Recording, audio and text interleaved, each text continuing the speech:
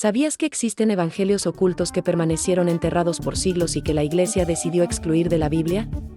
Textos que hablaban de Jesús, del amor y de la creación, pero que fueron considerados tan peligrosos que se ocultaron deliberadamente. La gran pregunta es, ¿qué secretos podían contener para amenazar a una institución tan poderosa? La Biblia que conocemos hoy no es el único registro de los primeros cristianos. Hubo decenas de escritos, reflexiones y enseñanzas que circulaban en las comunidades del siglo I y II. Sin embargo, solo 4 evangelios fueron aceptados como oficiales: Mateo, Marcos, Lucas y Juan.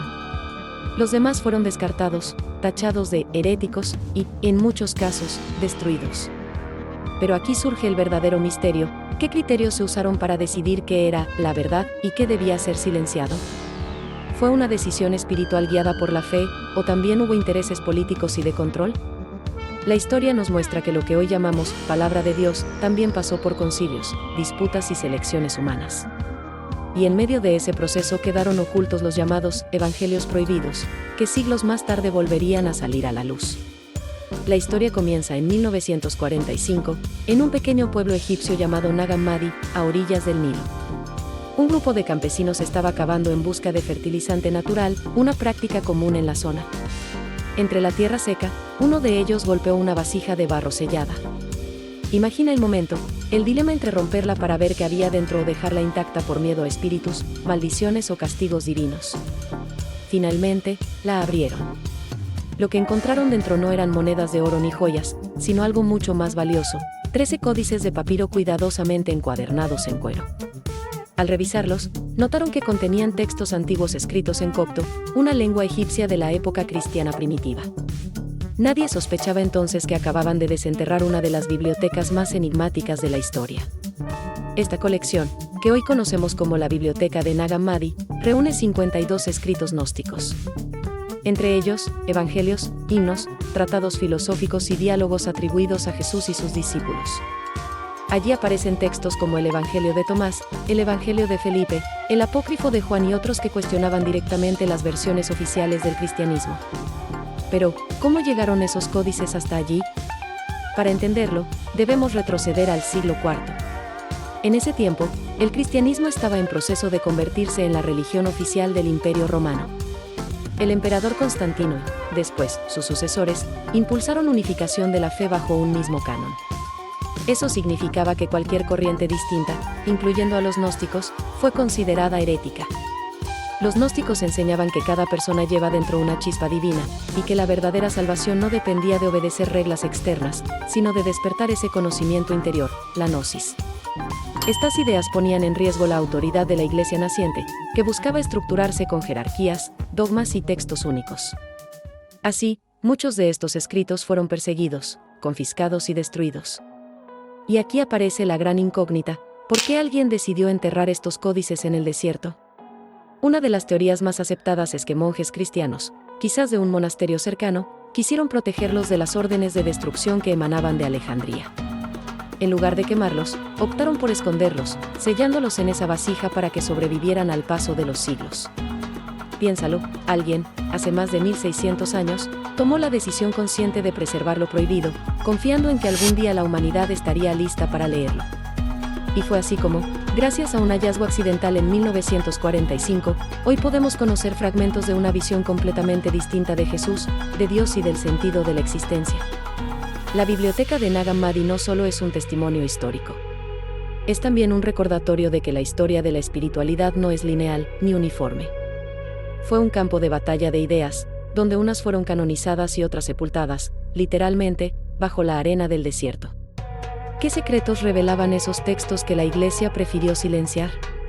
Después del hallazgo de Nag Hammadi, los investigadores comenzaron a descifrar los manuscritos y se dieron cuenta de que lo que tenían frente a ellos era revolucionario. Estos textos no eran simples copias de los evangelios que ya conocíamos, sino relatos completamente distintos, que ofrecían una visión más mística, simbólica y, en muchos casos, incómoda para la Iglesia oficial. El Evangelio de Tomás. Uno de los escritos más famosos de esta colección es el Evangelio de Tomás.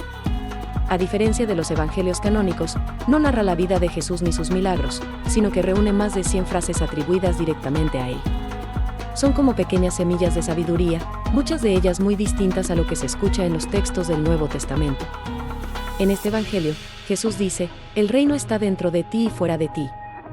Cuando te conozcas a ti mismo, entonces serás conocido. Esto cambia radicalmente la perspectiva, ya no se trata de esperar un paraíso en el cielo, sino de descubrir que lo divino está en nuestro interior, aquí y ahora. ¿Por qué un mensaje tan poderoso sobre el autoconocimiento fue considerado peligroso? Quizás porque ponía en manos del individuo la llave de su propia salvación, sin necesidad de mediadores. El Evangelio de Felipe. Otro texto fascinante es el Evangelio de Felipe, que se centra en la visión gnóstica del amor y de la unión espiritual. Aquí no solo se habla de un amor romántico o físico, sino de una unión mucho más profunda, la unión del alma con lo divino. En este Evangelio se menciona la importancia del misterio de la cámara nupcial, una metáfora de la fusión del ser humano con su parte divina. Felipe incluso plantea que el verdadero matrimonio no es entre dos cuerpos, sino entre el alma y el espíritu. Además, este texto contiene pasajes que sugieren que María Magdalena tenía un papel muy especial en la vida de Jesús, no como simple discípula, sino como alguien con una relación espiritual privilegiada. ¿Podría ser que la Iglesia oficial ocultara esta visión porque cuestionaba las estructuras patriarcales y jerárquicas de la época? El Evangelio de la Verdad. En la biblioteca de Nag Hammadi también encontramos el Evangelio de la Verdad, un texto más filosófico que narrativo. Aquí, Dios no aparece como un juez severo, sino como una fuente de plenitud que busca ser conocida. Según este Evangelio, la raíz del sufrimiento humano no es el pecado, sino la ignorancia. El problema no es desobedecer a Dios, sino no conocer la verdad de nuestra propia esencia divina. Y la solución no pasa por sacrificios ni rituales externos, sino por despertar a ese conocimiento interno. Este mensaje era radical, porque desplazaba el control religioso, ya no hacía falta acudir a un templo ni someterse a una autoridad para estar en contacto con lo divino. Bastaba con abrir la conciencia. ¿Por qué la verdad debía mantenerse oculta, solo para unos pocos iniciados? La hipóstasis de los arcontes. Finalmente, uno de los textos más polémicos es la hipóstasis de los arcontes. Aquí se nos presenta un mito alternativo sobre la creación. Según este escrito, el mundo no fue creado directamente por el Dios Supremo, sino por entidades inferiores llamadas arcontes, seres espirituales que actúan como gobernantes del cosmos material. Estos arcontes no solo son arquitectos del mundo físico, sino que también intentan controlar la mente y las emociones de los seres humanos, manteniéndolos atrapados en la ignorancia. La tarea del gnóstico, entonces, no es solo creer, sino liberarse de esas cadenas mentales y despertar a la luz interior. ¿Por qué presentar a las fuerzas del mundo como opresoras? ¿Y qué implicaba para la Iglesia que alguien dijera que el Dios creador en realidad era imperfecto o engañoso? Todos estos textos tenían algo en común, ponían el poder espiritual directamente en manos de cada persona. En lugar de depender de una estructura externa, la gnosis enseñaba que dentro de ti ya estaba la chispa divina. Este mensaje, aunque liberador, era también profundamente conflictivo para la naciente Iglesia institucional, que necesitaba unidad, obediencia y dogma para sobrevivir. Así, lo que para unos era revelación, para otros era herejía. Lo que para unos era luz, para otros era oscuridad. Y en medio de ese conflicto, se tomó la decisión de ocultar estos evangelios, de enterrarlos, literalmente, bajo la arena del desierto. Hoy, cuando los leemos, nos enfrentamos a una pregunta inevitable: ¿qué habría pasado si estos textos hubieran sido parte del canon oficial? ¿Cómo sería el cristianismo, y la espiritualidad en general, si desde el inicio se hubiera aceptado la idea de que lo divino no está afuera, sino dentro de nosotros? Aquí llegamos al corazón del debate.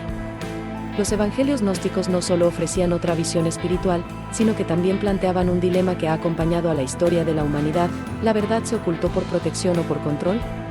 Oficialmente, muchos líderes de la Iglesia afirmaban que estos textos eran peligrosos porque podían confundir a los creyentes con doctrinas falsas. El argumento era simple: había que preservar la unidad de la fe. Y, desde cierta perspectiva, esto tenía sentido. Un cristianismo dividido en múltiples interpretaciones podía debilitar el movimiento y hacerlo vulnerable en sus primeros siglos. Pero la otra cara de la moneda es inquietante. ¿Y si lo que se buscaba no era proteger, sino controlar? Controlar lo que las personas podían leer, lo que podían creer y, en última instancia, cómo debían relacionarse con Dios. No olvidemos que en el siglo IV, bajo el emperador Constantino, el cristianismo dejó de ser perseguido para convertirse en religión oficial del Imperio Romano. y allí el poder político y el religioso se entrelazaron. La uniformidad doctrinal ya no solo era cuestión de fe, sino de estabilidad social y control imperial. Los evangelios gnósticos, con su insistencia en que cada ser humano podía acceder directamente a lo divino sin necesidad de jerarquías, representaban una amenaza directa a esa estructura. ¿Qué es más peligroso para un imperio, un ejército de enemigos, o millones de conciencias libres? En este punto surge la gran pregunta: ¿la exclusión de estos textos fue un acto de protección espiritual o una estrategia de poder para moldear la fe según los intereses de la Iglesia y del imperio? Al final, lo que estos textos nos recuerdan es que la historia de la fe nunca fue lineal, siempre estuvo llena de voces diversas, algunas silenciadas y otras exaltadas. La verdadera batalla quizá no sea entre lo correcto y lo herético, sino entre aceptar lo que nos dijeron sin cuestionar o atrevernos a explorar más allá. Si algo nos enseñan los evangelios prohibidos es que el conocimiento es poder, y cada uno de nosotros puede decidir qué hacer con él. Si quieres descubrir más secretos y enseñanzas ocultas, suscríbete y mira el próximo video recomendado en pantalla.